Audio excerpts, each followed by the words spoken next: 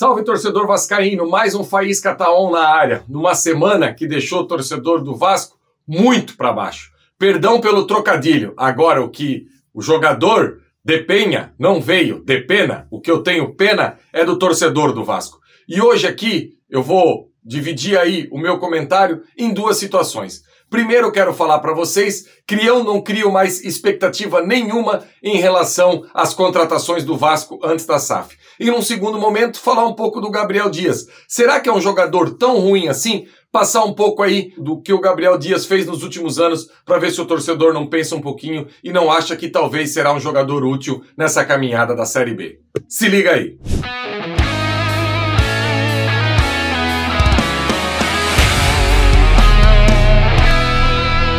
Pesado, né, torcedor vascaíno? Mais uma semana daquelas. O torcedor vascaíno que criou uma grande expectativa em torno das contratações e até agora nenhuma contratação que o torcedor possa dizer assim: esse eu não preciso buscar no YouTube para ter uma ideia de como joga. Esse eu não preciso buscar os números porque toda hora está em evidência. E olha, torcedor, eu vou falar um negócio aqui para você.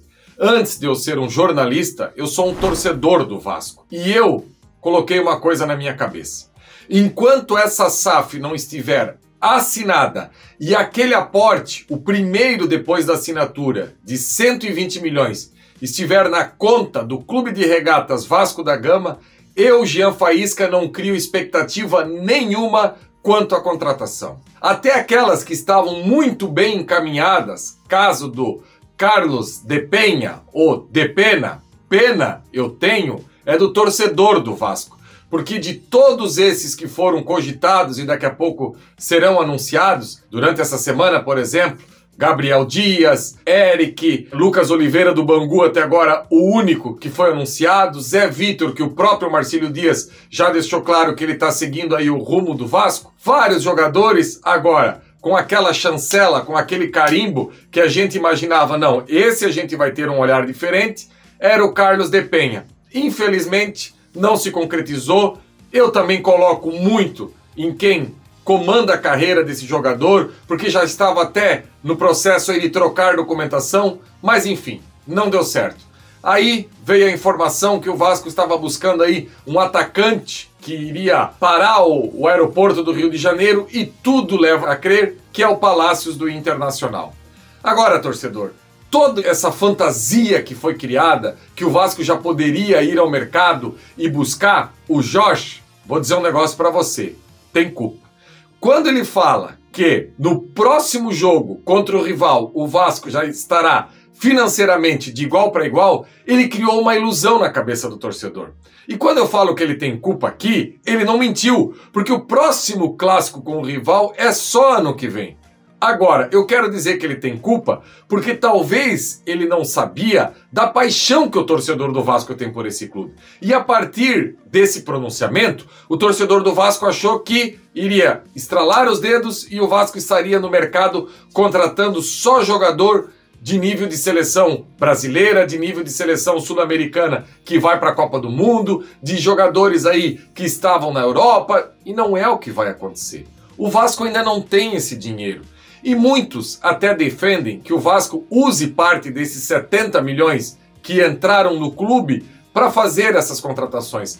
Agora eu pergunto, você iniciar uma negociação com a 777, como o Vasco negociou, e já no primeiro dinheiro que entrar, você já não utilizar ele para aquilo que foi realmente acordado, que é pagar fornecedor, deixar salário em dia. Então eu também entendo que você mexer nesse dinheiro, se fosse para mexer, era uma quantia mínima. E na boa, uma quantia mínima de 70 milhões, você também não consegue ir no mercado e buscar jogador lá que vai encher o torcedor de orgulho, que vai estremecer São Januário na sua estreia. Então, torcedor, faça igual o Jean Faísca aqui colocou na cabeça. Não cria mais expectativa. Para com isso. Nós temos, assim, que apoiar esses jogadores que estão aí, porque é o seguinte, torcedor, se a gente não pega junto, se a gente não colocar um bom público em São Januário na próxima sexta-feira e esses 3 pontos sair a força. O Vasco precisa começar essa Série B com vitória e não como foi ano passado com o Operário de Ponta Grossa com derrota. E até a estreia serão com esses jogadores que estão aí. Não adianta a gente transferir a nossa frustração em o Vasco não ter contratado ninguém de expressão até agora para esse elenco, porque é esse elenco que vai caminhar aí quase que um turno inteiro da Série B até chegar a possibilidade da SAF e daí sim o Vasco ter em suas mãos dinheiro para contratar. Então, torcedor, está nas suas mãos, está nas nossas mãos. Não criar mais expectativa e apoiar esse elenco que está aí. E eu vou dar um exemplo de um jogador que foi contratado essa semana, que foi o Gabriel Dias, o lateral direito do Fortaleza, que ainda não foi anunciado. Torcedor, olha só. Nos últimos 3 anos, ele fez 116 partidas com a camisa de Fortaleza e Ceará. 2 clubes que dói falar isso, mas que nos últimos anos estão melhores do que o Vasco. Ele que surgiu no futebol lá em 2017, no acesso do Paraná Clube. E eu tive a oportunidade de conversar essa semana com o treinador Matheus Costa, que era o auxiliar do Lisca, naquela época, e até terminou aquela Série B como treinador do Paraná Clube. E ele me disse que é um jogador que foi protagonista. Só que, pasmem, jogou de volante naquele Paraná Clube. Pisava na área, uma força física muito grande, um jogador bom no jogo aéreo. Então, assim, 2017 foi isso. 2018 foi para o Internacional de Porto Alegre e fez 20 partidas. E depois rumou para o Fortaleza e foi contratado pelo Ceará. Aí eu pergunto, o Ceará, que nos últimos anos aí faz boas campanhas no Campeonato Brasileiro, iria pegar um jogador do rival se ele não soubesse que esse jogador em algum momento deu uma resposta dentro de campo? No Cruzeiro, as coisas não aconteceram para o Gabriel Dias. Ele estreou, logo depois veio uma contusão e foi colocado de escanteio. Eu vou perguntar aqui para você, torcedor. Eu tenho mais possibilidade que o Gabriel Dias, com esse histórico que eu passei aqui para você, dê certo no Vasco, ou o Everton, que até então tinha feito meia dúzia de partidas? Então eu acho que antes da gente ser tão feroz nas críticas, a gente tem que parar um pouco, dar uma analisada e não pegar só o Cruzeiro como parâmetro. Até porque nós estamos ainda no início de abril, então não é um parâmetro muito grande o que ele fez no Cruzeiro ter ficado sem jogar aí esse período que ele ficou. O importante é agora no Vasco. E com essas credenciais que eu passei para você aí, não é um jogador de bobeira.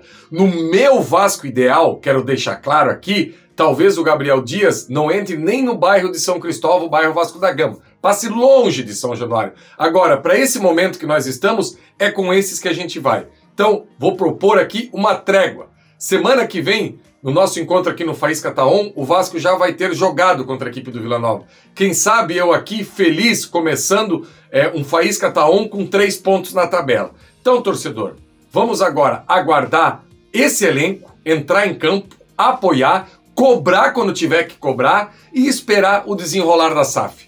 Antes que isso, não crie expectativa nenhuma. Você vai ficar só se frustrando, eu não tenho dúvida alguma. Beleza, galera? Sigam a gente aí nas redes sociais, o @avascaínos, o @agianfaísca1. Deixe seu like, compartilhe esse vídeo aí nos seus grupos aí. Muita gente tem grupo de WhatsApp, grupo de Telegram, exclusivo de Vasco. Coloque esse vídeo aí para trocar essa ideia com a galera. E o mais importante, deixe seu comentário embaixo desse vídeo. Sempre na medida do possível eu estou procurando responder todo mundo e lendo aí qual é a opinião do torcedor vascaíno, que importa muito para a gente continuar fazendo o nosso trabalho. Um abraço, galera!